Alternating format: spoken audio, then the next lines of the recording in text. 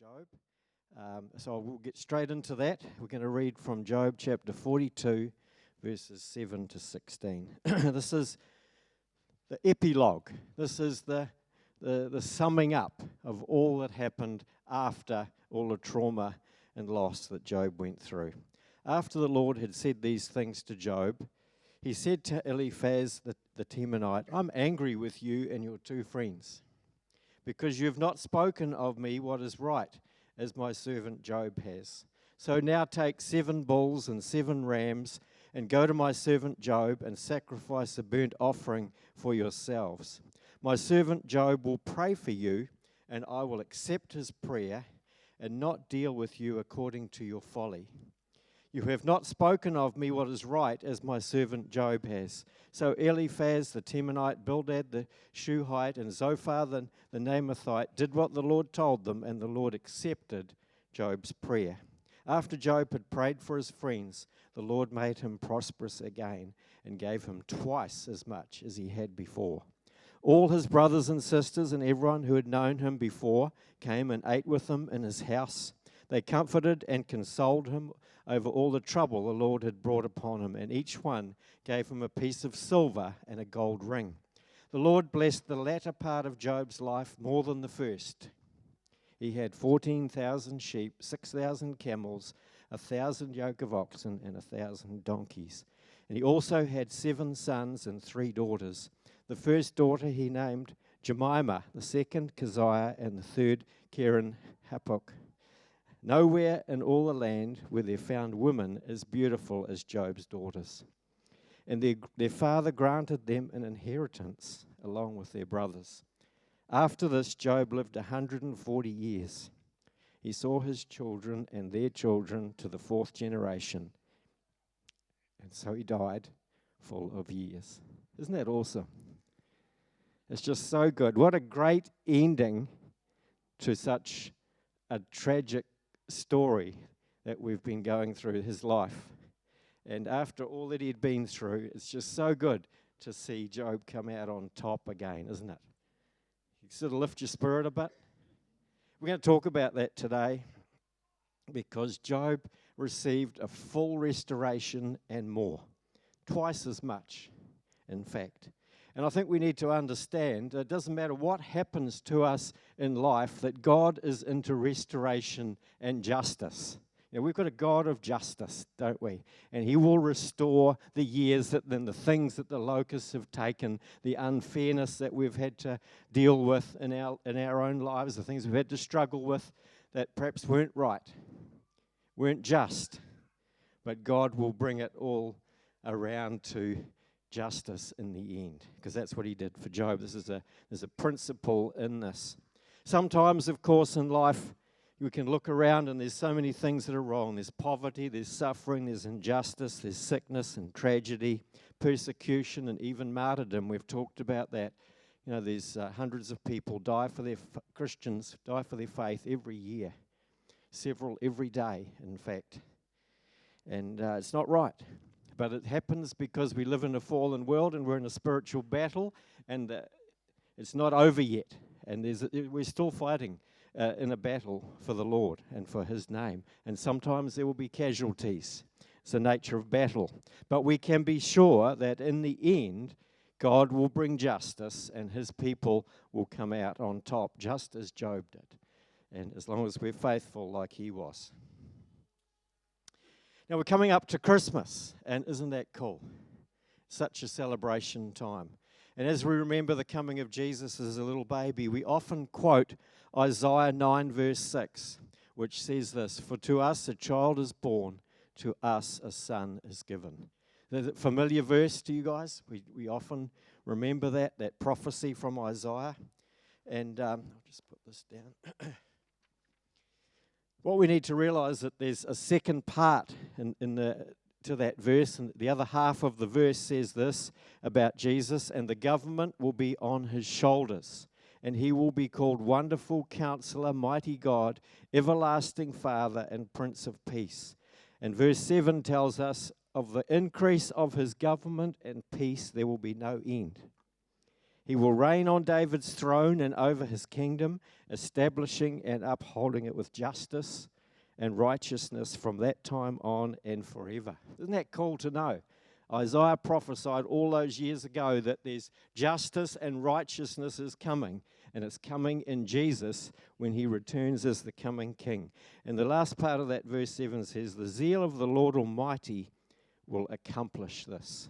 This is something to look forward to, and we need to understand that God has got a zeal for justice and righteousness. He's passionate about it. And so we can be sure that in the end we will see justice and we will see righteousness and we will see integrity prevail, regardless of what might happen to us along the way. And we need to remember that his kingdom is coming. It's not going, it's not leaving. The church is not dying, as sometimes we'd be led to believe. It's actually growing, it's getting stronger, and God's kingdom is coming in the person of Jesus Christ. And when Jesus comes again, he will restore all things 2 times over and more. That principle in Job. The life of Job reminds us, in fact, I wonder if his life is almost like a pattern or a type of what's to come in Jesus.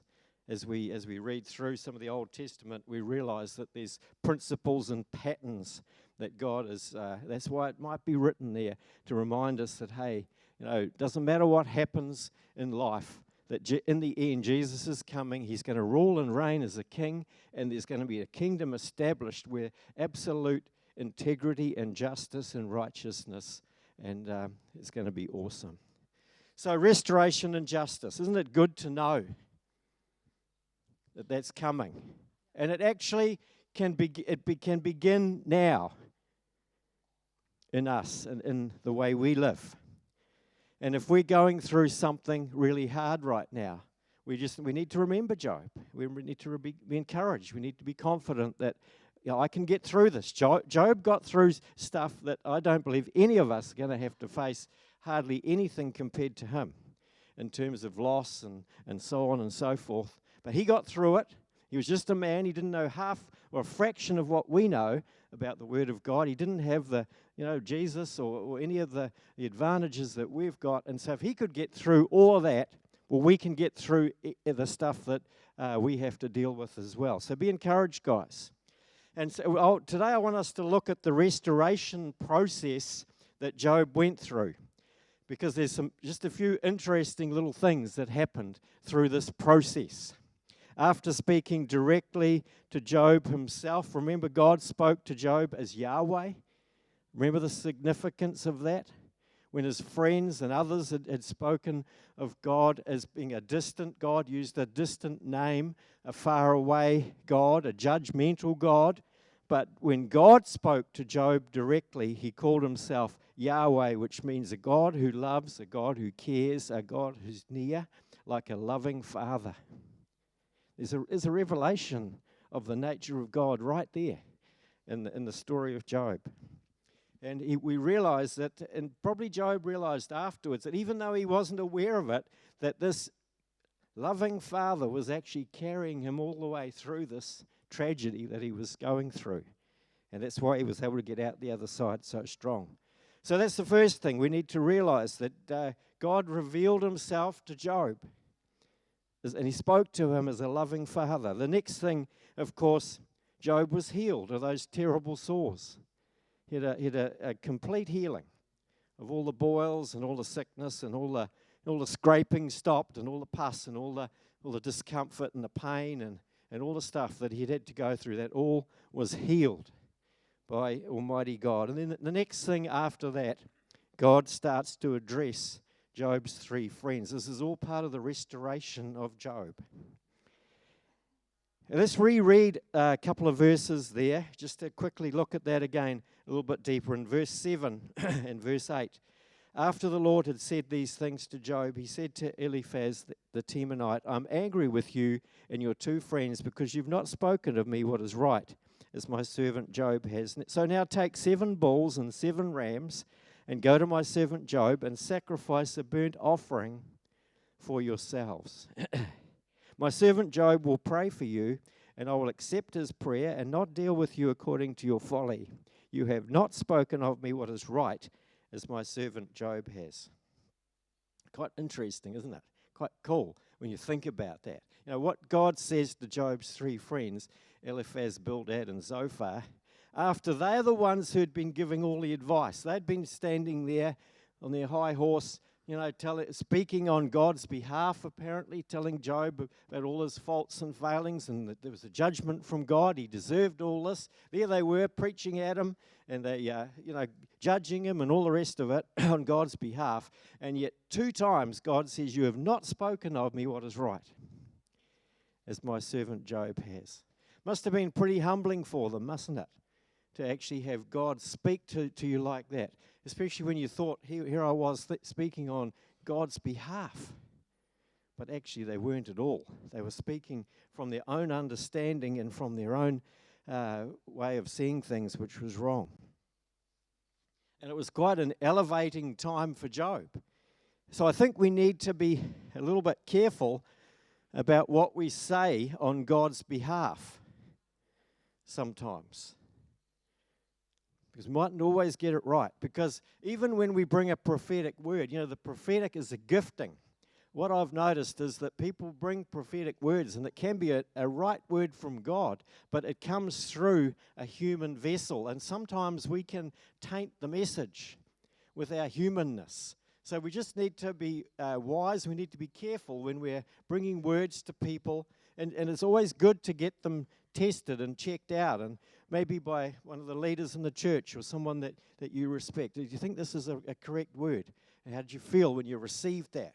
Let's not go running around thinking like Job's friends, that we've got all the answers and telling people this, that, and the other, and it might not be actually what God's wanting to speak at that time. So just use some wisdom there and be careful, especially in the area of criticism and judgment. Prophetic words should always be in the church environment. They should always be encouraging and uplifting. If there's a judgmental word that you might have for someone, it needs to be tested through the leaders, okay? So just remember that. Don't receive anything from anybody, because it might be similar to Job's friends. It might sound good, it might sound right, but actually it could send you off on a tangent. And imagine if Job had actually really received everything from those friends, what sort of a mess he would have ended up in. It was only because God carried him through it that he actually got out the other side. So, just be a little bit of a word of caution there. There's plenty of experts around, but not quite so many servants like God calls Job. Then God said, you three, that's the 3 friends, you need to repent of what you've done. You need to get 7 bulls and 7 rams. You need to go to Job and offer a burnt offering for your sin. 7 bulls and 7 rams. That's quite a big offering, isn't it? Quite an expensive sacrifice that they would have had to go out and buy 7 bulls and 7 rams and all the organisation around that. And it was not to be sacrificed privately. It was to be sacrificed in front of Job and in front of other people, because they had, they'd spoken publicly about Job. And so God was bringing restoration into the situation. And it was not a secret thing. They had to, right there in front of Job, they had to do the sacrificing. And then God got Job to pray for them. Isn't that cool? Then and only then will I forgive you, said God. See, there's real restoration going on with all of this.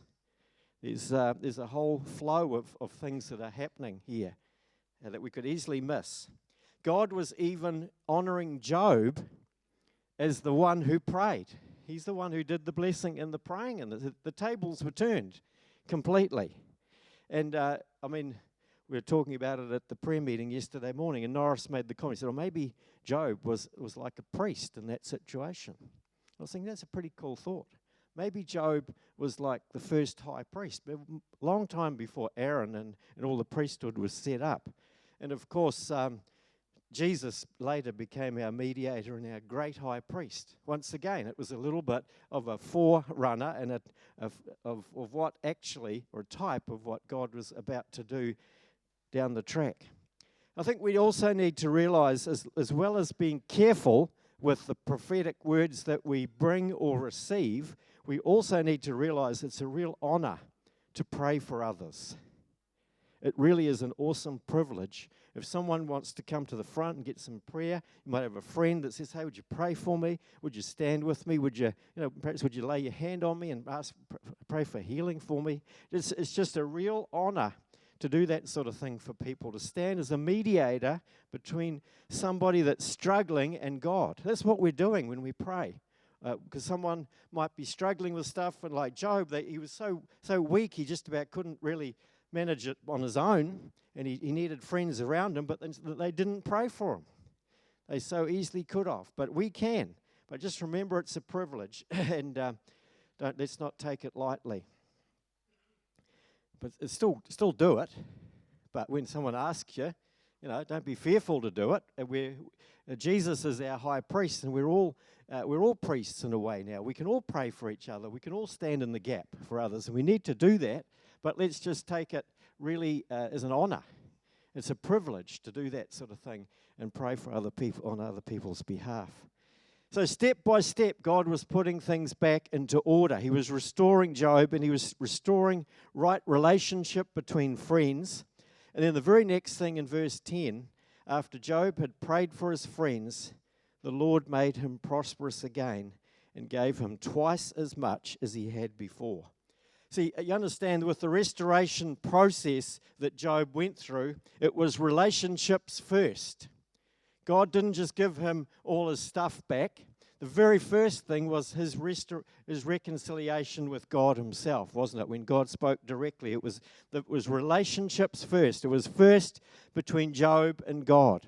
There was a healing there. There was a restoration there. Job humbled himself, and there was an increase of relationship. And then it was Job's friends and God.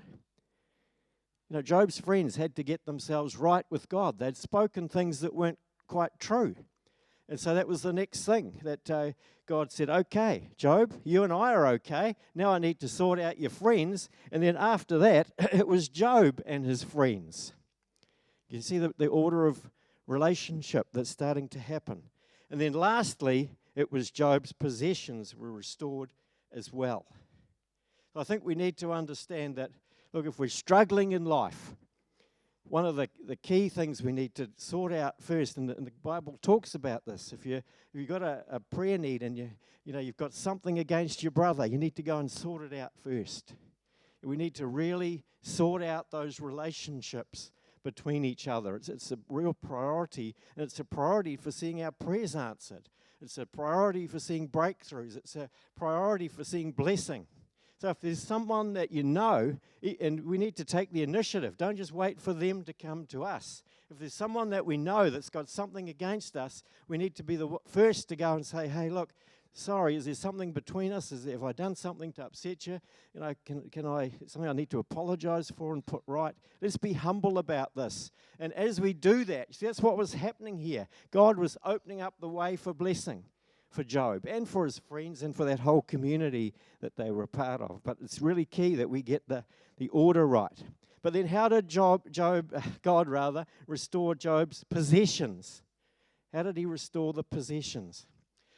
He could have done it instantly, miraculously. Job could have gone out the next morning, and he could have said, "Oh, there's 14,000 sheep on the hill there.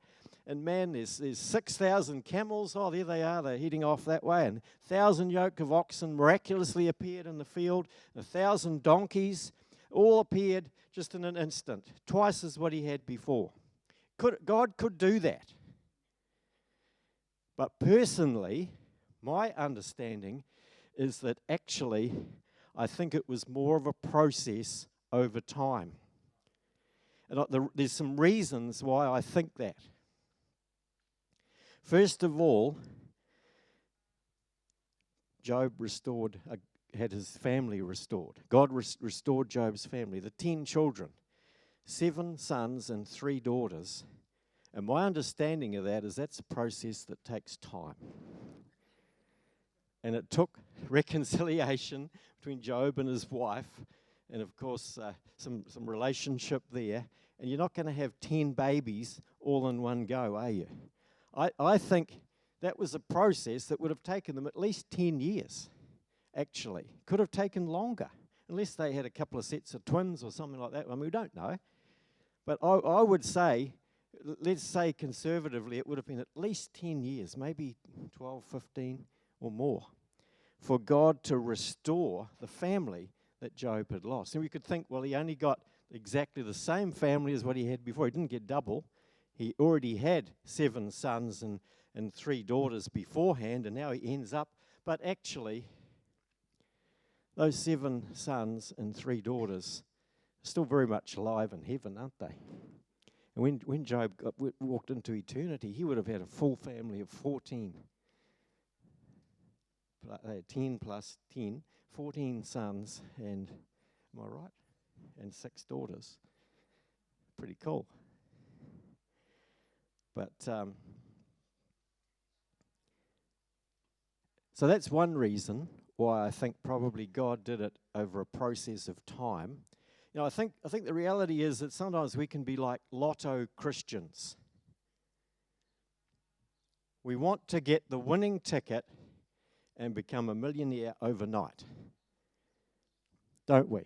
I mean, let's be honest. But the reality is that God doesn't, he can work like that, but he usually doesn't. He usually does things slowly over time, layer on layer.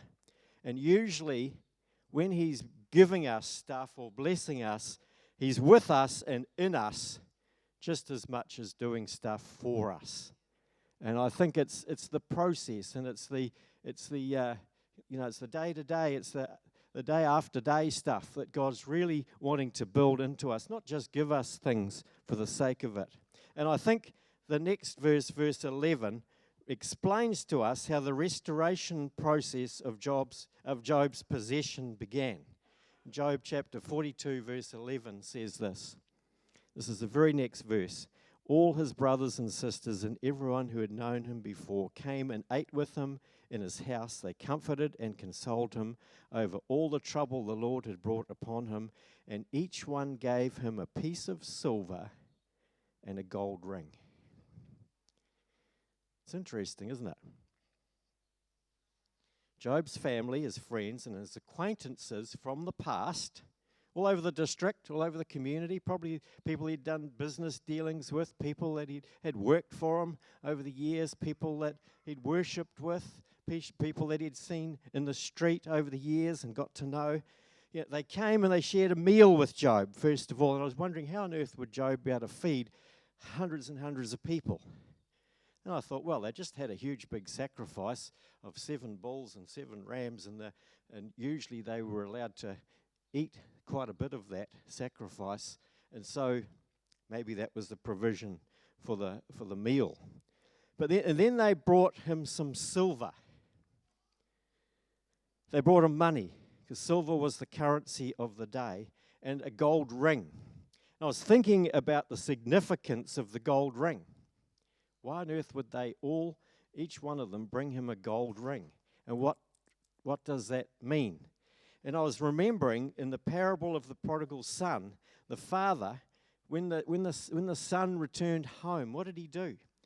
You know, he amongst other things, he gave the son a gold ring. You see, there's symbolism around that. It's a symbol of relationship. It's a symbol of accepting the son back home. It's a symbol of love and honor and respect. So I think there was a lot of meaning in those gold rings that they gave to Job. They were saying, hey mate, we love you. We're so pleased that your life's been restored. We want to celebrate with you. And we want to honor you and respect you for what you've been through and the way that you've conducted yourself through all the tragedy that you've had to deal with. And if you think about it, even today, a gold ring is like, at a wedding. It's a symbol of unity and oneness and honor, isn't it? something important that happens. It's like a bond between the two people, the one that gives and the one that receives. There was something symbolic around that. Over his lifetime, Job had lived, like we all do, he had lived a life. And now he was starting to reap the rewards, and he was starting to bear the fruit of the life that he'd lived. He'd lived a life of integrity. That's what we learned. He'd always done fair business dealings.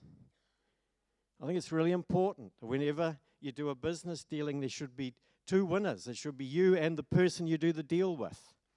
If someone, I don't think Job would have ripped anybody off. He paid his bills on time. He treated his employees well. I think they really loved working for Job because he's such a good guy.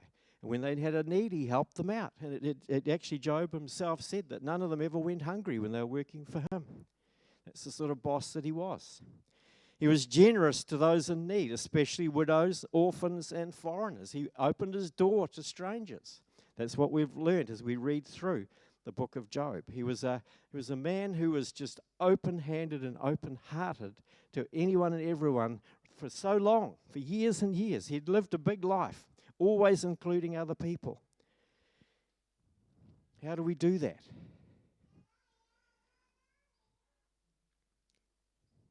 Job talked about some of these things himself and in his previous chapters.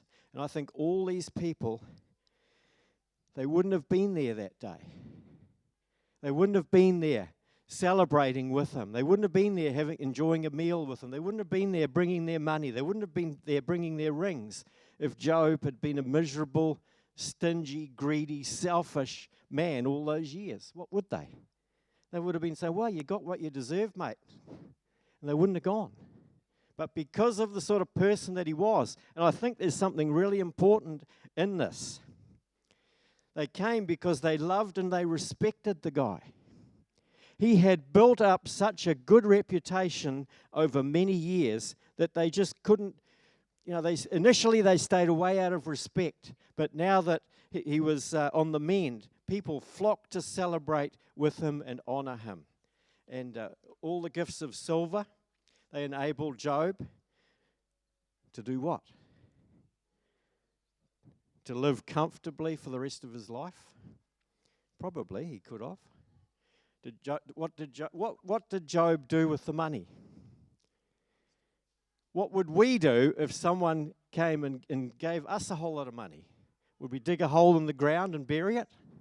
There's a parable about that, isn't there? Jesus told a parable about this stuff.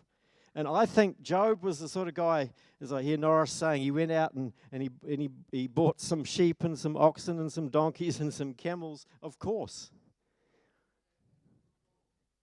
Eh? And a good bull, yes, he'd need some some good breeding stock as well. What would we do? It's interesting to think about it.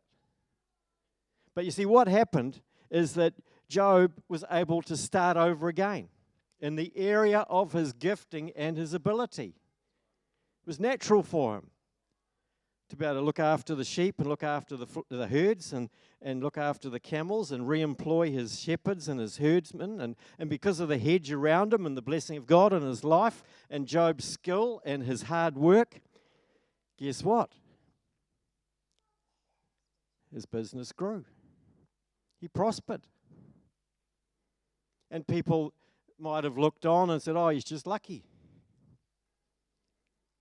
No.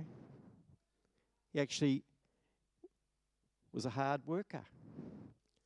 He knew how to make the most of what God had given him, what his friends had brought him. And he grew it, just like Jesus taught in the parable.